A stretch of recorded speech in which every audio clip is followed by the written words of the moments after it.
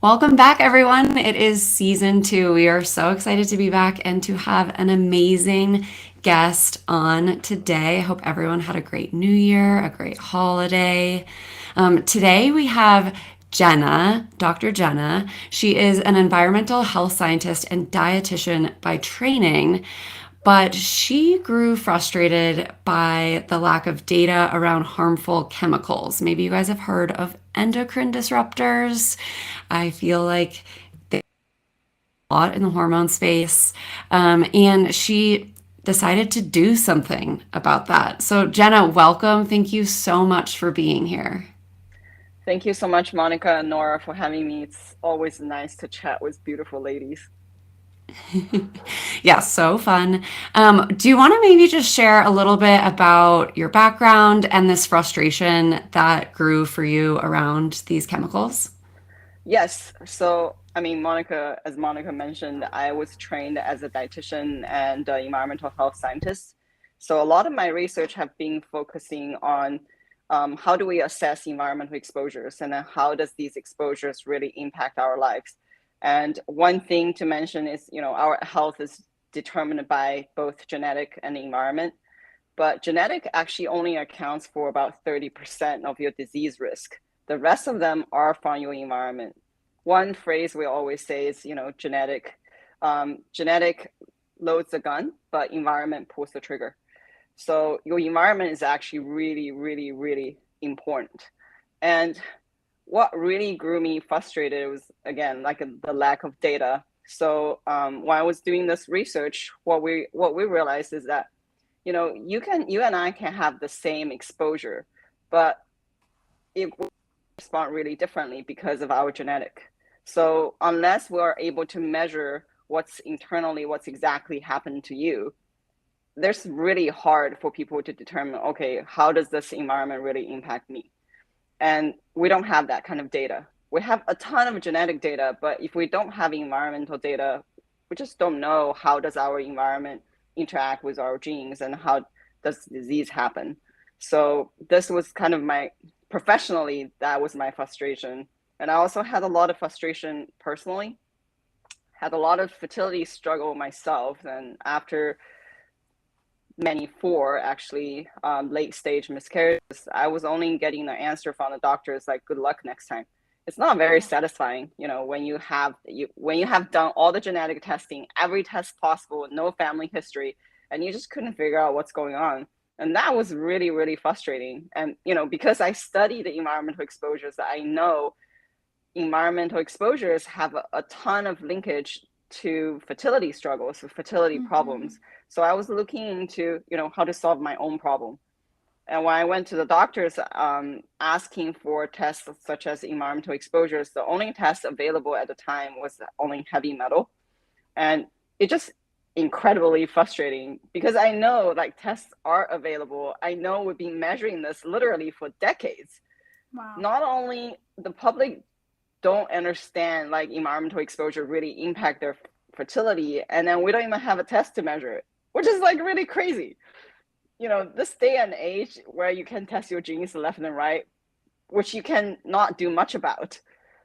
Yeah, environment, you can actually take control, much of it you can actually take control, and yeah, we don't really have anything, no solutions. Anyway, so that kind of prompted me to start a company thinking, okay, one is can we provide a service to people, at least understand their exposures and do something about it? And second, can we collect data so then we can better inform how does our environment impact our genes and impact our disease factors, and again, do something about it. Wow. That's so powerful to me, really, to hear that, especially with your knowledge and your background. And I send a lot of love to you with having all of this information, but then having the personal experience as well. And yeah, sending you a lot of love.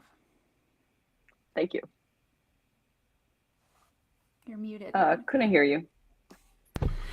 It's always personal experience, too, that creates the most powerful and impactful companies and movements and information and knowledge sharing. So I just applaud you for having that personal frustration and then being like, well, shoot, I'm going to do something about this. I'm the person to do it. So maybe just quickly share a little bit about Million Marker and what that test is that you created and how it can, help people understand maybe their environmental impact. Thank you. Well, echoing to you, like Monica, I know how Mari is created is on your personal experience. So at Million Marker, our goal is to provide a mailing, a direct-to-consumer test, allowing people to understand their chemical exposures. So it's a mailing urine test where you can, order a kit online, receive the kit, basically just peeing in a cup and send it back to us. We do ask people to complete an exposure journal before they send us their urine sample so we can pinpoint where the exposures are coming from to offer this personalized recommendations to reduce exposures. Right now, we test for 13 chemical metabolites. These chemicals include BPA alternatives like BPS, BPF, phthalates, parabens, as well as oxybenzone. So all of these chemicals are hormone disrupting chemicals, as Monica mentioned. Many people have heard about BPA because you probably have seen BPA free label on your either water bottle or canned food or drinks. So these are hormone disruptor chemicals, and they impact not only fertility, but also your weight, your diabetes, breast cancer, many other conditions. Mm-hmm. Can you maybe just quickly touch on, I said hormone disruptor, you said hormone disruptor. For our listeners, what does that mean? Yeah, it's basically a group of chemicals, but when we talk about this, we better to, take a step back, talk about, what is hormone, right? Like what are the hormones? So hormones are our signaling molecules in our body. It literally like governs every bodily function we have, from like sleep, your mood, your sleep, how your metabolism, your weight, everything is controlled by hormones. And if you think about it, we call it hormone disruptor. Disruptor meaning like disrupting, messing up. So these chemical basically, when your body comes into contact with them, they mess up with your hormones. For example, BPA will impact estrogen, and Mm-hmm. it mimics estrogen. And phthalates actually blocks testosterone. So if you think about it, both men and women have testosterone, and when testosterone is blocked, you would see sperm count decline, and then for women it might not impacting women specifically, but it could impact if a woman is pregnant with a male kid, this lower testosterone would really impact the kid. So many of these things, and that's why we really don't want these chemicals to be in our body. And another way to think about it is your hormone actually works like a lock and key. So it really has to match. Mm-hmm. These hormone disruptor comes in, then your lock and key wouldn't even match. So then this triggers like a bunch of downstream impact. And then the one last point is why like hormone, and why we really need to care about this is your hormone works in like such tiny amounts. Like think about like one drop of water in like 25 Olympic sized swimming pool. That's like what it takes to cause a downstream impact. So you just like, we literally like measure these things in like nanograms. Mm-hmm. It's like so tiny, you can't even see it. So you just don't want any of these in your body. And the issue is like they're literally everywhere. So we just really need to be aware and do what we can to avoid as much as we can. That's what I was gonna say. Like a lot of our episodes are very much geared to menstruating people, but today is very different. This episode is really for all gendered people, and it's so important. Working as a provider and helping people with fertility things, there's so much pressure around the female. Mm-hmm. And the person that has the uterus, the one that is going to be carrying a same-sex relationship, etc. But this conversation applies to everyone, and I really love that you brought up specifically with phthalates blocking testosterone. Like that not only impacts menstruating people, but also maybe their partner, and something that we need to consider if you've had all of these clear tests and everything looks good, but your partner hasn't really been assessed and they're still using all of these different products and working in a different environment than you might be, etc., or they grew up in a moldy home, all of these things. There are so many different factors that I don't think we are always checking for, and I think we'll cover a lot of a lot of those things today too. But share this episode with anyone and everyone today. To tango. And I think like we have been focusing so much, I mean, when it comes to fertility and birth, it's the burden seems to always on women, which is like unfair. I mean, there's a lot of responsibilities already, but men needs to look into their habits and then their exposure too. Because another surprising thing we have learned, initially we learned, okay, we thought these chemicals wouldn't cross placental barrier, but they actually do. So when these chemicals cross placental barrier, that means if a woman is pregnant, they really impact your unborn children. Right. And the other thing is what was surprising we found is not only it will pass to the next generation, it will actually pass to impact the germ cell of the following generation. That means your grandparents' exposure really impact you. So if you're considering pregnancy, you're in a preconception stage, that means your sperm quality, your egg quality will actually impact your grandkids. Your exposure will impact them. So not just thinking about, your unborn children, you really need to think about your grandkids because these chemicals pass down like even 2 generations. Yeah, in previous episode I shared how like your grandma birthed your mother who had the eggs inside of her that created you. So that's how the lineage directly translates, right? So grandma's exposure is what's forming the egg and how you are going to impact the future generations as well, which is so cool to think about. That's crazy. My mind right now is like, oh my God, that's crazy. Okay, so we're talking a lot about these chemicals and these environmental, disruptors, but where do they really show up for people? And I know you were just saying basically everywhere, but like, what are some tangible areas where you're really maybe noticing the most exposure coming from in our modern lifestyles right now? Plastic is number one. So a lot of these chemicals are plasticizers. The 2 biggest one I just mentioned, the BPA and phthalates. These are major plasticizers. So they're actually gives specific characteristic to plastic. And we're literally have using plastics everywhere. So BPA is what makes plastic shatterproof, makes this really pure plastic. And phthalates is what makes plastic really flexible. That's why your water bottle have been labeled BPA free. But here I want to drop in BPA free doesn't mean it's other BPA free. So what has happened is since BPA has been banned, thanks to conscious mothers asking, baby bottles not having BPA, manufacturers started using BPA alternatives. So what we have seen is increasing in BPS, BPF. So basically they can literally swap a letter, change this molecule from BPA all the way to BPZ or any combination of the alphabet. And what we also found out is that these alternatives are just as bad as BPA, if not worse. So we've seen combinations like BPAF or TMBPF, and then these other things you don't even know how these alphabets, they're way worse than BPA.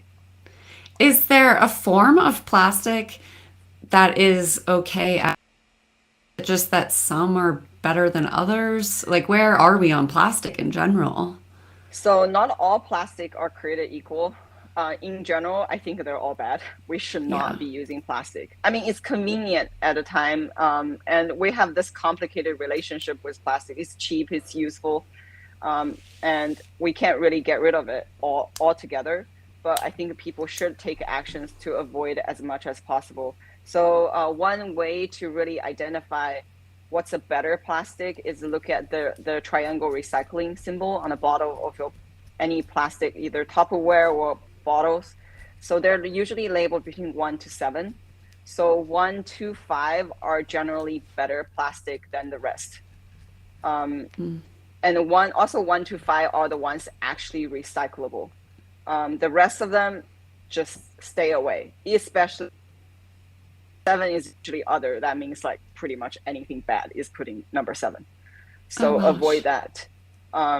One area, like from my personal experience, I found out is, if you go out and get a cup of coffee, right? So your coffee cup nowadays, okay, yeah, people use like a compostable, like a paper coffee cup.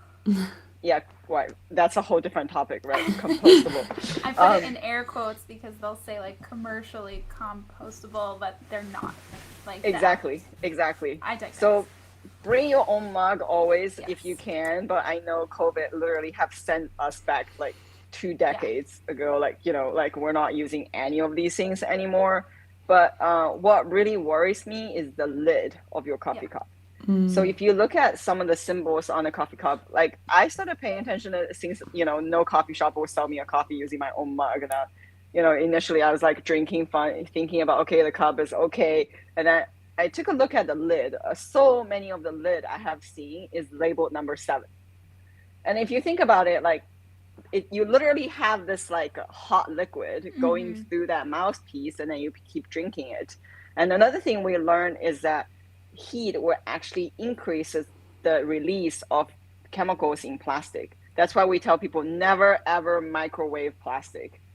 Right. If you put your plastic in the Tupperware to store it, ideally you don't use that. But if you put it in the store when you're trying to warm it up, take it out into a ceramic bowl or something before you microwave it. And then don't use a saran wrap when you microwave it, avoiding splashing, right? Use a plate, because that saran wrap, think about, we'll just talk about like flexible plastic, totally made of phthalates. And then you put in the microwave, and then you have this heat, and it comes in touch with your food, and then you basically just ingesting all these harmful chemicals. Yeah. So don't do that. Putting them in the dishwasher, right? Like heating up that plastic, ideally hand washing, or again, using glass to store all of your leftover food so none of those chemicals are leaching into your food, finding alternatives for that. All of this. I mean, the way that I kind of start this conversation with people, because I think this topic can get extremely overwhelming, and I try to make this as digestible as possible. Obviously, want the same for our listeners, so they're not like, oh my gosh, I need to throw everything away, because that's also super wasteful. That's not something that I want to encourage either. But every product that you're using, so even waking up in the morning, you hop in the shower, maybe you brush your teeth first. Your toothpaste is stored in something. What is your toothbrush made out of? What is your floss made out of? Then you get in the shower and looking at the ingredient labels of everything that you're putting on your scalp and your face and your body that's permeable, right? It can pass through and enter into our body. And then, from coffee cups to receipt paper. That's a huge one for me, is receipt paper. Avoiding receipts at all costs. That BPA lined on the receipt. You touch something you just bought, and now you're going to go and eat using the same hand, and or you rub your eyes, any of those things. But kind of just going through your day and noticing how many different products you are using, and then as you empty them, swapping it out for something better. So beauty products for me, a lot of bathing hygiene products. I'm sure we'll dive into this more, but I think kind of running through your day can be a helpful little audit to see where we can swap things out in the future and make improvements instead of doing it all at once. Really well said. It's like perfect. That's exactly what I want to say. Okay, Nora, you touched on beauty products, and Jenna, I'm curious, are there, I know like skincare and hair care and that whole genre of products is a big one too. We obviously talked about plastic being one of the huge ones, but skincare, beauty care, all of that is also has a lot of chemicals and a lot of endocrine disrupting chemicals. Are there specific chemicals we should be looking out for And or like, how do we, I mean, I look at the back of a bottle and it's like, I don't know any of these words. Right. Like where do you start and what awareness should you have around those products? So I think beauty product, personal care product is where people have the most control. If you think Mm-hmm. about our exposures, I mean, food, your kitchen, Nora mentioned that you have some control, but you don't really have control over air, for Right. example, or outside air. That's just too hard, and then people feel overwhelmed, and that's also one of the major exposures. But personal care is like you make a purchase, and I think all of us can become conscious consumers because by voting with your dollars, you're sending a signal to manufacturers that hey, we need better product. So, and that's areas where I think yeah, people can make a lot of choices and have a lot of control. And the one thing I always want to encourage also people to think about, echoing what Nora just said, like think about what you actually put on your body, right? And then also in what amount. Like Mm-hmm. if I just use an eyeliner versus like I put a bunch of shampoos on, on my hair, washing my hair, that's like a totally different amount. Like you use like, or you use like say a night serum, couple drops versus like this blob of a shampoo, right? And if you wash your hair every single day, that kind of exposure, the exposures are very different. So I always encourage people to think about where you have the most exposure, what product you use the most often in the largest amount. That's like a one single product you should look at first because that's where you get your most exposure. And in terms of the ingredients, the number one ingredient people should avoid is fragrance.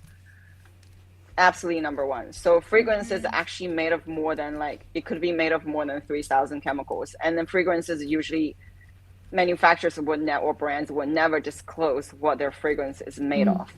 So you just have no idea. And probably 90% of the time, or even 99% of the time, when you see a fragrance on your ingredient label, phthalates are always added to that fragrance. And phthalates is what makes the fragrance like last longer and stick on your body longer and also have preservative impact. So whenever you see fragrance on your ingredient label, ditch it. Even if this product says it's natural fragrance, also pay a lot of attention because what we also have seen is when product claiming to use a natural fragrance, they could be saying they use essential oil, but not all essential oils are actually created equal. This day and age, basically, the amount of essential oil we produce naturally is actually not enough to supply all the natural products. So the essential oil could be synthetic essential oil. That means it's pretty much full of phthalates. So Mm. so be careful of essential oils. Even if it's natural essential oil, depending on how that essential oil is made, it could also be really different. If you think about how essential oil is made, it's like, okay, we need to distill like from the plants, right? We need to harvest the plant and then distill from that plant. If the distilling process of making this essential oil is being used in plastic, that plastic is heated up. Even if you use natural sources, this essential oil is still full of chemicals because Mm. the leaching of these during the manufacturing process. So the best way about looking at fragrances, go for fragrance free.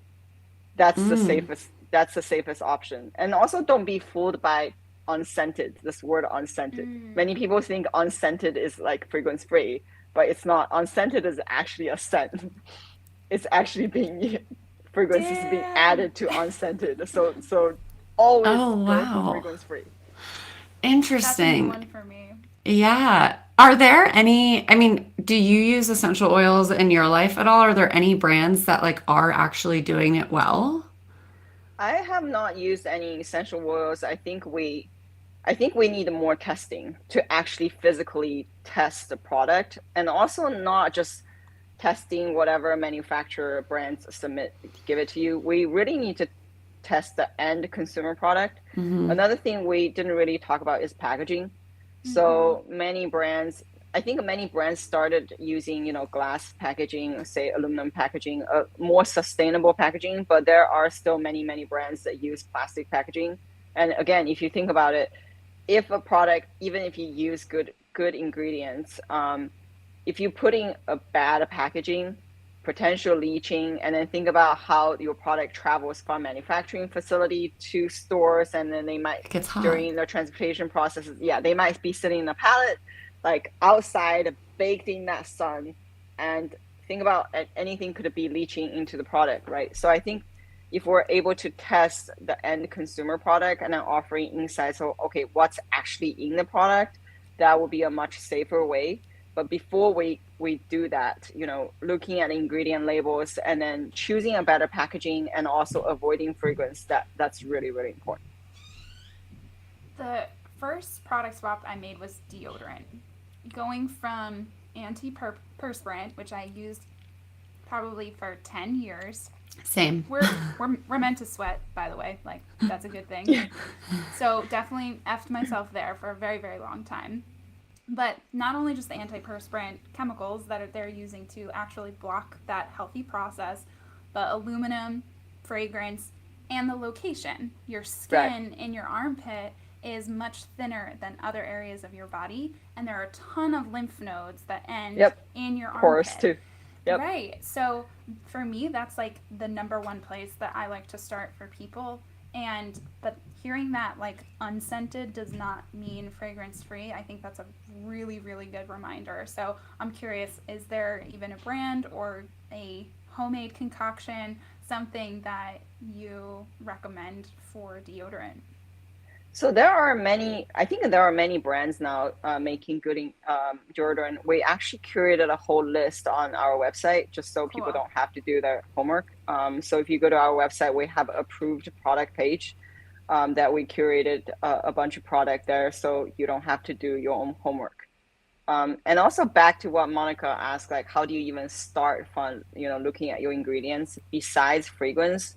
I think a few things, at least when I first started, there are so many chemicals, and we're literally making new chemicals every single day.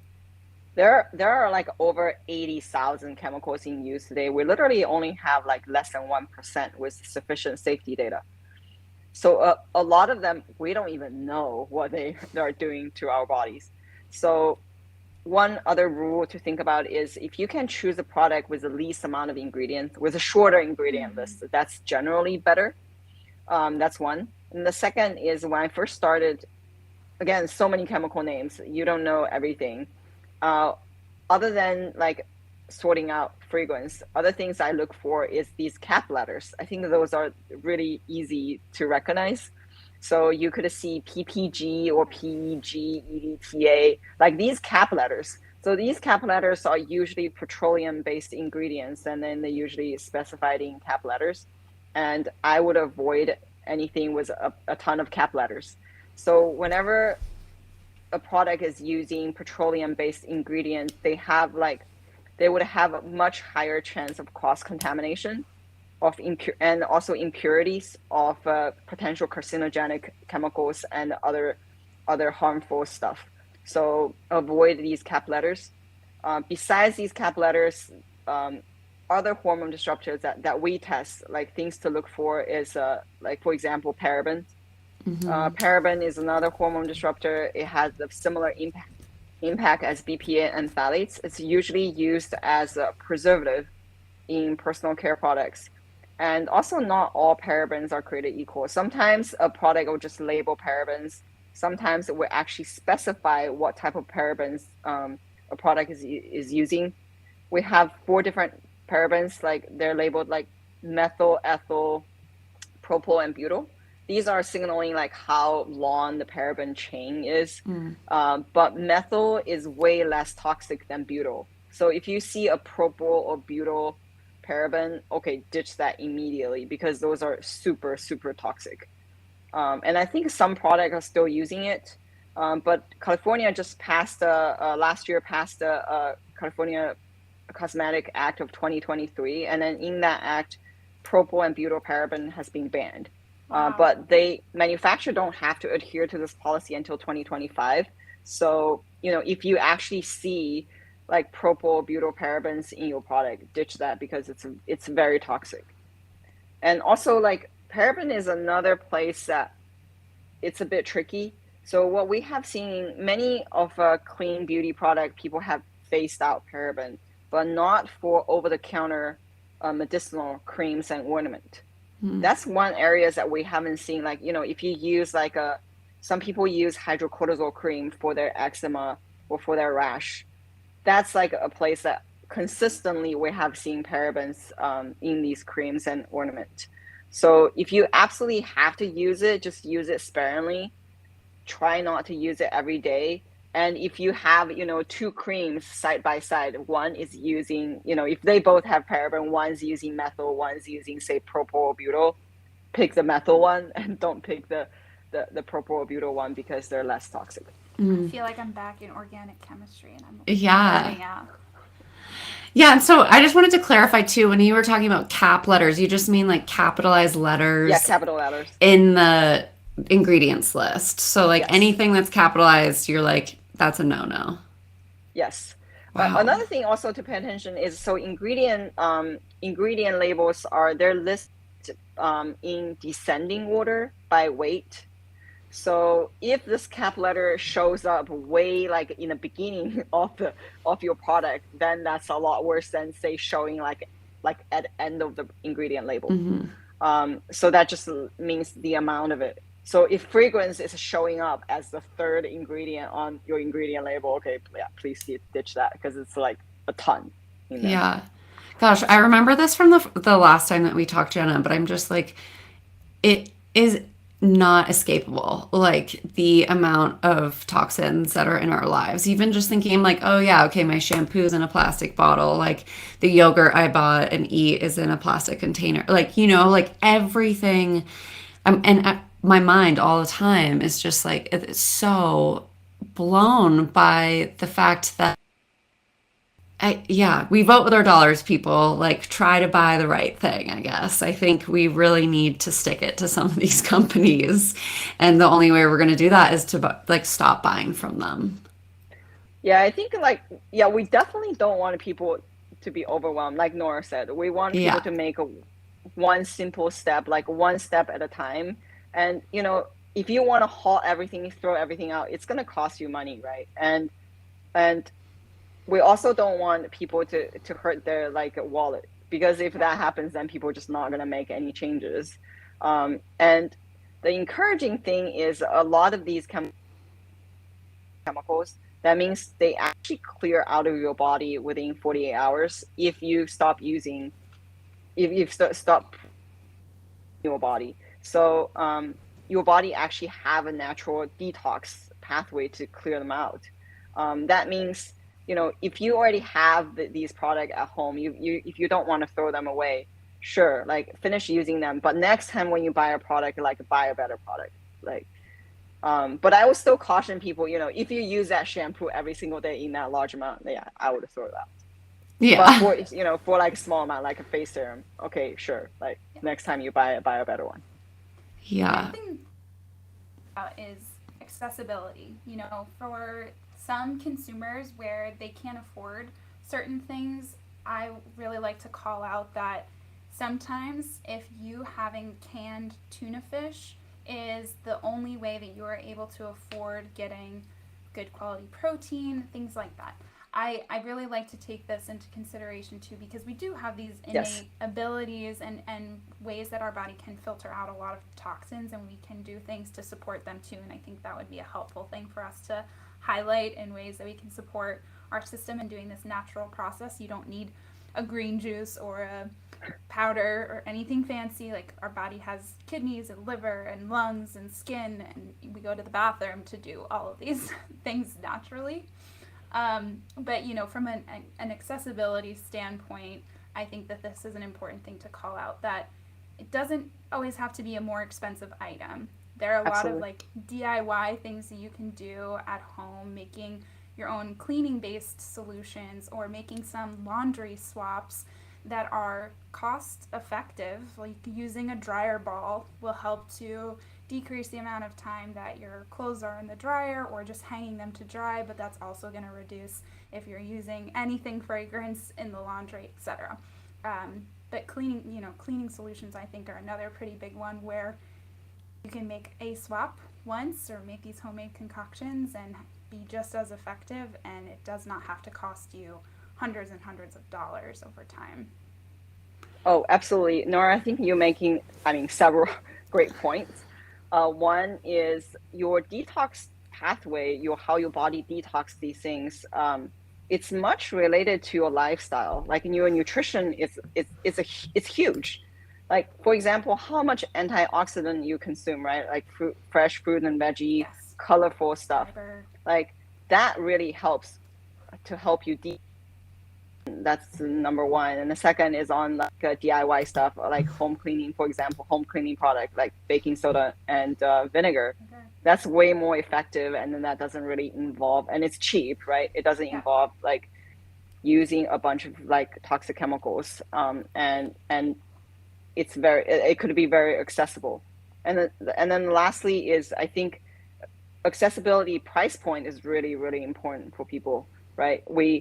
And I think if you only need to swap out one thing and then just like ditch fragrance, like you Yes. don't even need to worry about the cap letter. Just you don't have to worry about, if you just like eliminate that one single thing, that's already reducing your like chemical exposure by large amount. Because what we also have seen is whenever a product is labeled with fragrance, they oftentimes is comboed with many other harmful ones. Mm-hmm. So if you just limit one thing, many things is already like automatically eliminated. Yeah, that's an amazing tip. Think of too are like trash bags can be fragranced. Things that people might not think of. Obviously, period products we should never put yes. fragrance near our private parts. Never ever. No wash. No Yes, period yes. product should be scented. It is not supposed to smell like a garden down there. If you use water, our body will clean itself. Big call out. But obviously, candles, air fresheners. Again, those things that like they are a part of our environment that we do have control over. So I love that one call out. Just fragrance alone can have a ripple effect. Just start paying attention to the products that you're buying and making sure that it's fragrance free. I really like that. One other thing that I want to touch on before we kind of wrap up or head towards the end is we have on our food, and especially I think our produce. And I know that there's like the dirty dozen, but where do we stand with endocrine disrupting chemicals and produce? So a huge amount of endocrine disrupting chemicals in produce are coming from pesticides. So pesticides, obviously, there's also transient pesticides and also persistent pesticides. So this makes eating organic really important. But obviously, there are ability issues here. So we always want to encourage people, if you can, choose organic. And if you cannot have fresh organic, for them frozen organic is better than conventional. And Monica, you also mentioned that EWG is 30 dozen, clean dozen.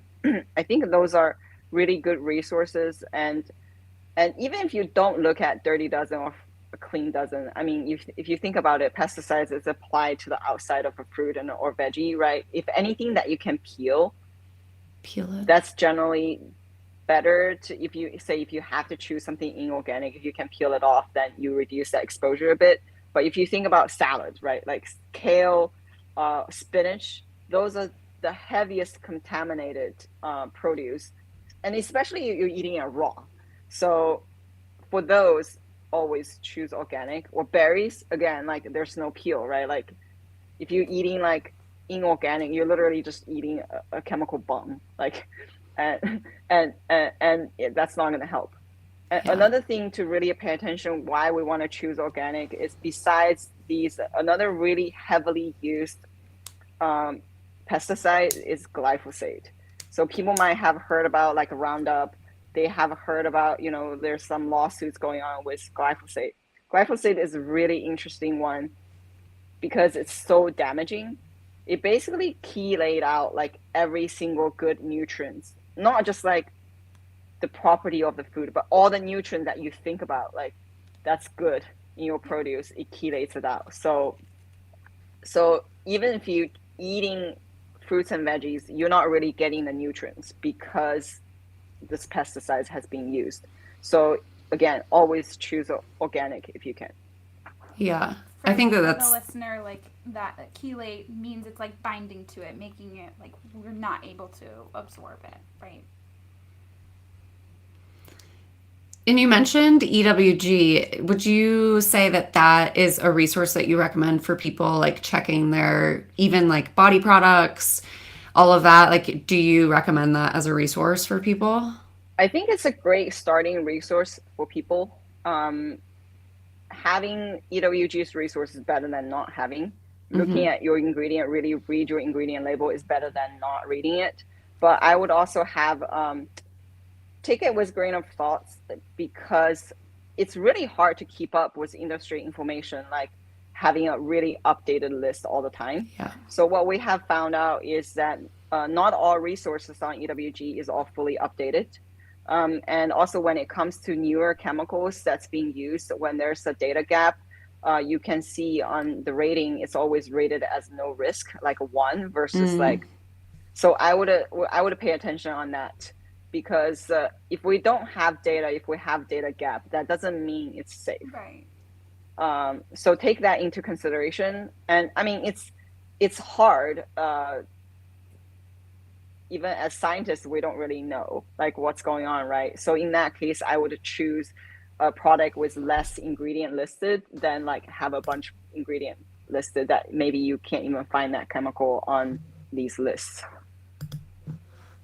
The last question that is food related for me and something that I always bring up when we talk about endocrine disruptors, a lot of people ask me about soy and phytoestrogens. So I would love to just hear real brief like your thoughts on that in general.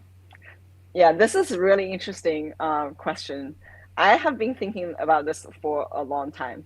Um, the short answer, which is not going to help anybody, is we don't have enough research. Yeah. So if you think about a phytoestrogen, there's still estrogen, right? Right. Like if you have it in your body, how does that really impact you? The funny thing is, this is probably going to confuse people and not going to help, is when we don't have enough research, well, actually, we have research on phytoestrogens, but a lot of our research on phytoestrogens have reported really good outcome from phytoestrogens.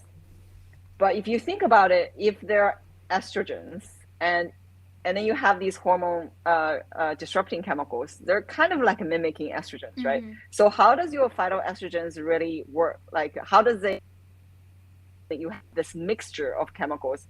How does phytoestrogen interact with your hormone disrupting chemicals and your natural hormones? Yeah. So we actually don't So have enough research on that. But what do I you want to say personally? also is phytoestrogen a lot of the time come with a lot of fiber, right? So we know fiber is good for you.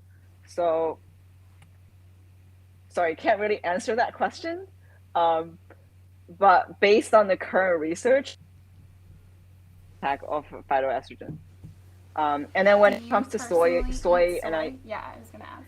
so soy is also really interesting because based on where your soy is produced, they could actually be having really different impacts.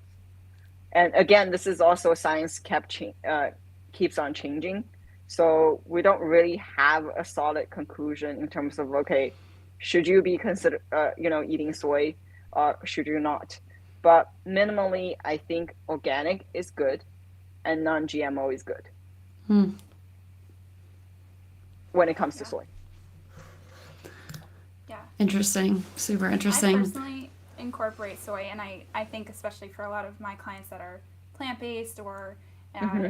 are vegan, that we need to The get Yes, good protein. quality sources of yes, protein, and this Yeah. can be a really readily accessible option. But yeah, definitely always organic, and it's individualized, as is everything nutrition related.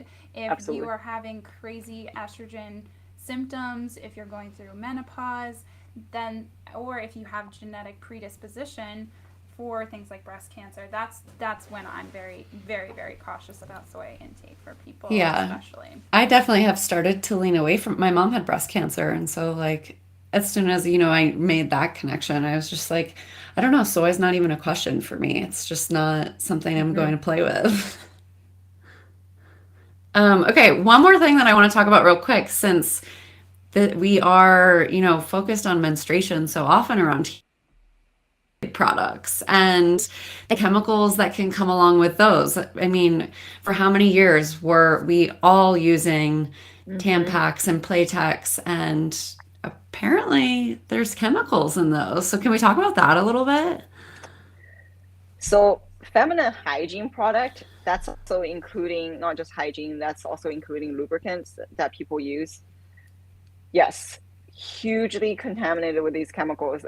As Nora mentioned earlier, like scented stuff. Like I think there's also a social issue that here that, we have been portraying that, okay, we need Yeah.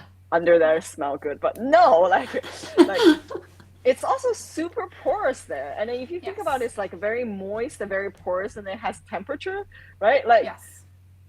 It's a perfect breeding fragrance ground. free if you can go for organic because how cottons are made, like how our period products are made, they're not good. And also many tampons are also bleached. So when it's bleached and additional Mm. chemicals are added.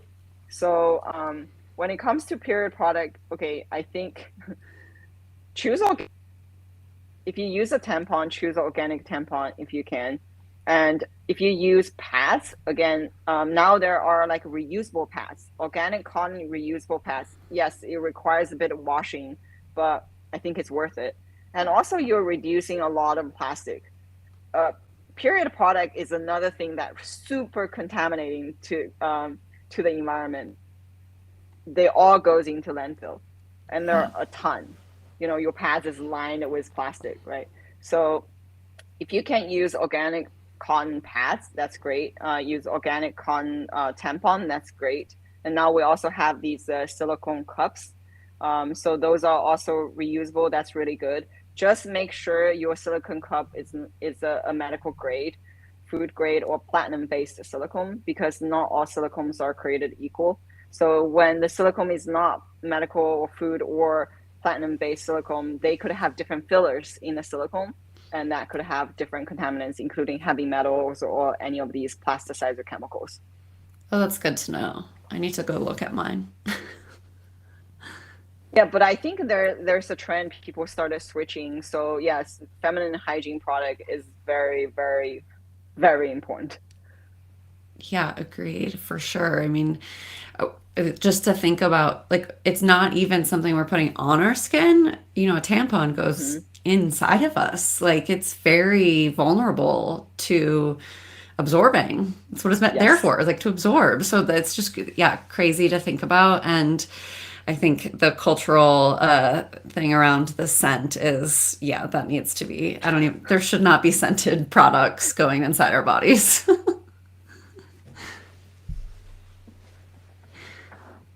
Okay, awesome. Well, this has been packed full of information. I hope people listening aren't feeling over empowered and feel like they're leaving with, all right, like I'm going to focus just on removing fragrance or just taking that very first step. I think that's so helpful, and hopefully, you know, this knowledge can just make a small drop change in the big bucket. But we're so hopeful of that.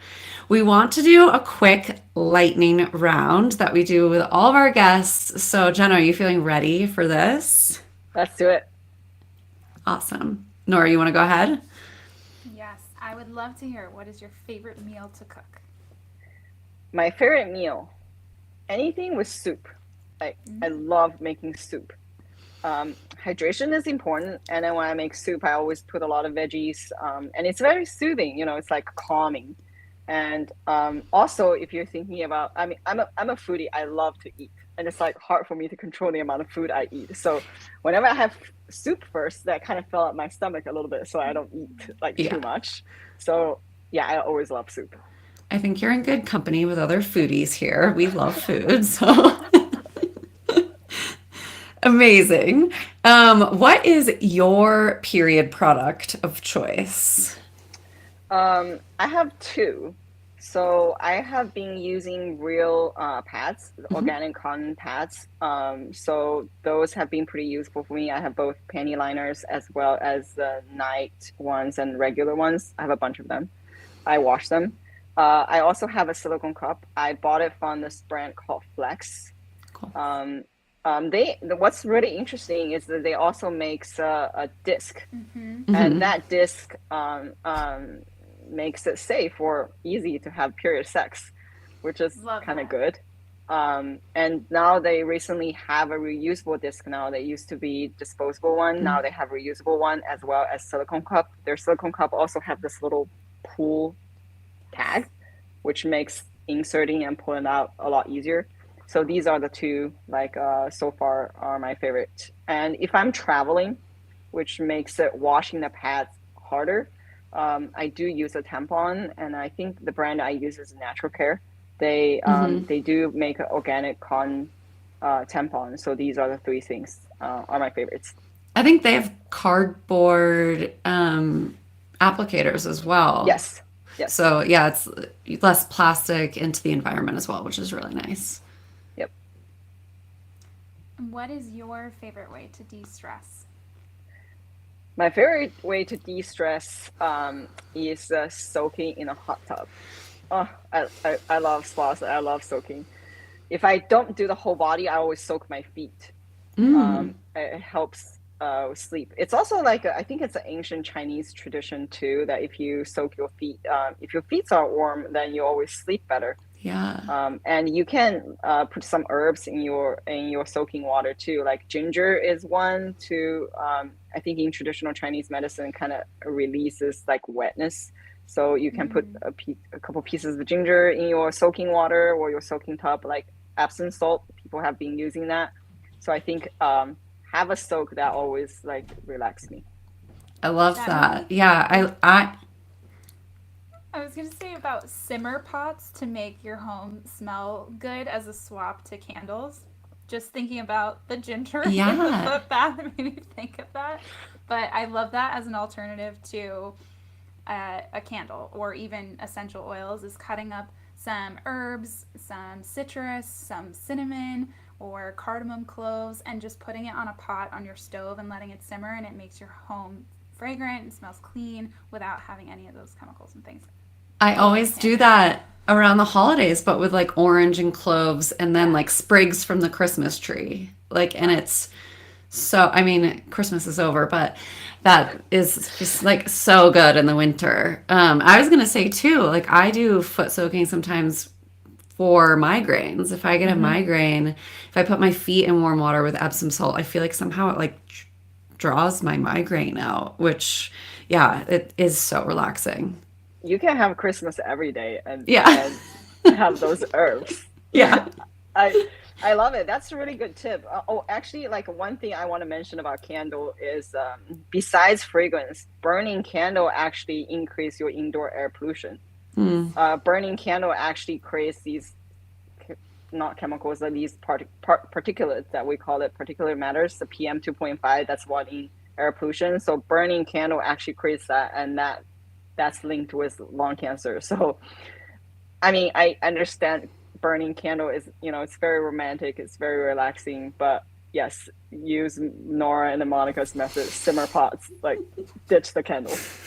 I'm definitely guilty of candles. I have one on my desk and I do really like it. So maybe I'll have to get like a hot desk and a simmer pot in my office. I mean, once in a while, I think it's okay. Obviously, none of these things will kill you. But if you can make a little change, that's always good. But I Yeah, also wouldn't like be too stressed out because when we're stressed, we release cortisol, Exactly. right? And then that's also another hormone, and you kind of don't want like extra cortisol in your body, which then might actually disrupt your detox process. So I yeah, wouldn't be too stressed out about it. totally. Okay, last question. Are you more of a morning routine person or a nighttime routine person? Morning, I would say. Is there anything like for you that is a non-negotiable in your morning routine? Um, a little bit of drop of caffeine to wake me up. Yeah. So that's I make myself a matcha latte in the morning with oat milk or soy milk or almond milk. That's always really Love. Yeah, we learned a lot about the difference between, coffee and matcha. We did a whole episode on that. listening hasn't listened to that, go back and listen. It's in season 1. So good. And matcha has so many amazing benefits compared to coffee. Uh, Absolutely. And I decided not to buy my matcha latte outside because it's so easy to make at home and Yeah. so cheap. Yes. I guess maybe you guys covered it. Like, I think one trick was making matcha latte is dissolve your matcha in room temperature water or cold water before Oh, you add on interesting. your drinks, so it wouldn't clog and it wouldn't, it would just be really smooth. That's like one single trick I learned of making, I love that. actually great matcha latte. So you never have to buy again because it's so simple. Yeah, I love that. I actually didn't know that. So that's a great tip. Thank you. Jenna, Yeah, thank you this is amazing. so much for being on today. This has been packed with information, and we are so excited to share it with our audience. No, thank you so much for having me, and it was so awesome to chatting with you guys again. Where can our listeners find you? Oh, so we're pretty active on social media and also our website. We constantly, I mean, education is the key, right? We want everybody to understand this information, be aware of these chemicals, regardless if you buy our test or not. So we have a ton of education materials on our website. These are easily digestible stuff. So you can find us on www.millionmarker.com. We're also pretty active on social media. We're doing Instagram live all the time, inviting different experts to come and talk about anything from chemicals to anything healthy lifestyle. So check us out, just million_marker. And we're also on Twitter, but we're probably most active on Instagram.